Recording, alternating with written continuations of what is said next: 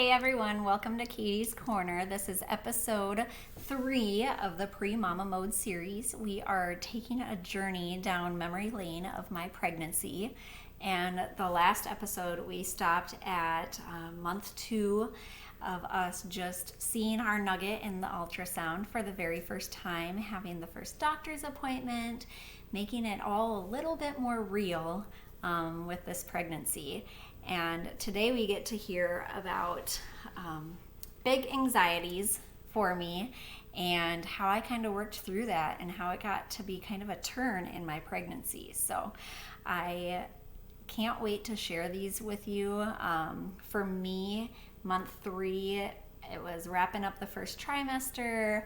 My close friends and family knew about the pregnancy. They were wanting to share it with everybody, but I was being adamant about we are waiting until after the first trimester to share it with any and everyone and have it be anyone's news. So friends and family were getting impatient with me, but my husband and I, we were kind of staying in our own little world of what's going on with our lives, how is it going to change, what's going to change, and we're just trying to figure out what it's going to be like. And me having anxiety and being a very detailed planner really struggled with this.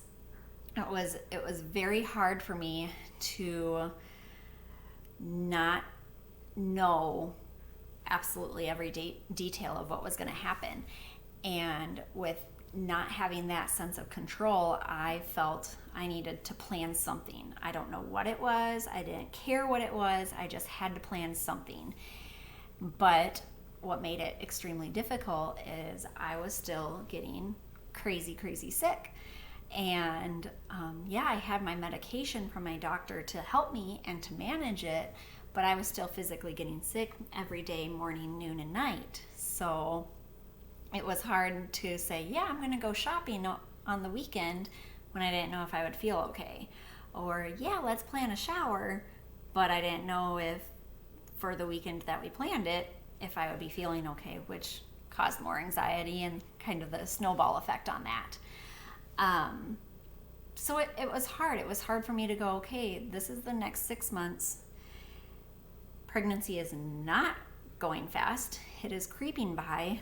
I'm feeling crummy all the time, and I have no control on anything. Little did I know that was just a small little life lesson, that everything is still going to be okay, even though you are not in control.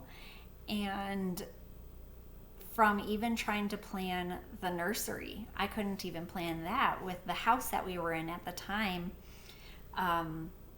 Our master bedroom was on a different level than the other bedrooms. So am I okay with not sleeping on the same level as my baby? Do we need to move our master bedroom? What are we going to do with the nursery? What colors are we going to do the nursery in? We're not finding out the genders, so how are we going to do this?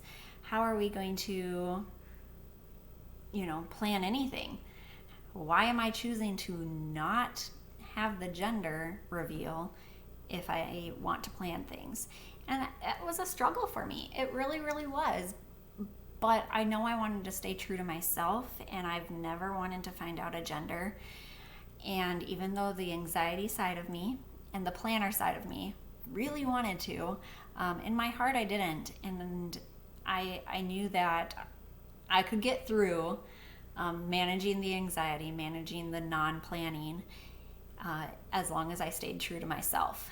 And that was a huge realization for me in month 3 of the pregnancy, was to know not everything has to be planned, and to be able to accept that not everything has to be planned. And once I was able to accept that things are going to happen, life is going to happen, but that's okay. It's okay to not have things go according to what your brain has made into the picture. It's okay for life to paint its own picture as you live it. And once I was able to accept that, the pregnancy went much smoother.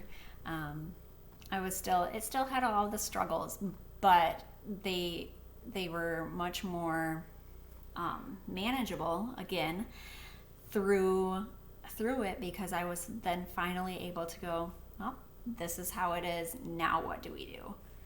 Now we're at the bridge. Now we can cross it, instead of trying to make this roadmap of nothing that I knew. So it was a big, huge lesson for me that I am still continuing with, even today, that you can plan things, but that doesn't mean that they're going to go according to your plan. And now being able to have that and to be able to accept that and learn how to deal with it, it was huge. It was such a huge turning point for me. And when it really helped, or when I really noticed it, was then through, after I accepted that I can't plan anything, I was able to then accept the weight gain and the body changes and the moods and all of that.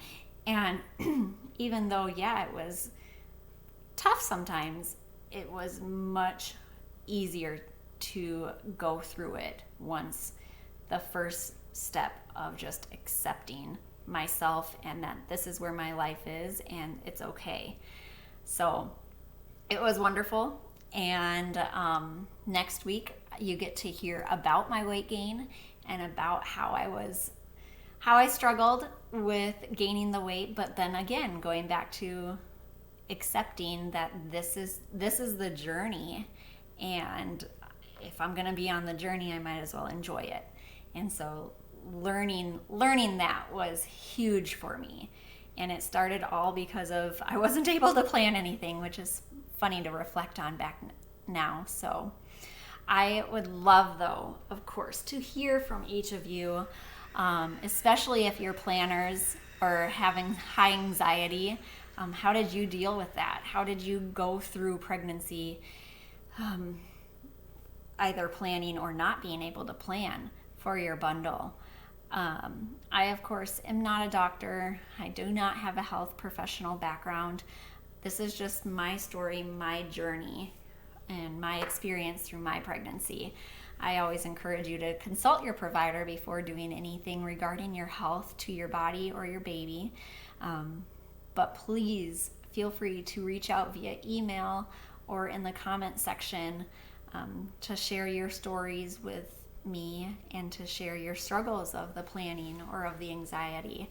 Next week on Mama Monday, we are going to talk about the struggles of weight gain and my diet change in month 3, because month 3 was a big landmark for me with everything, and I'm excited to share it with you. So feel free to catch me on the next Mama Monday.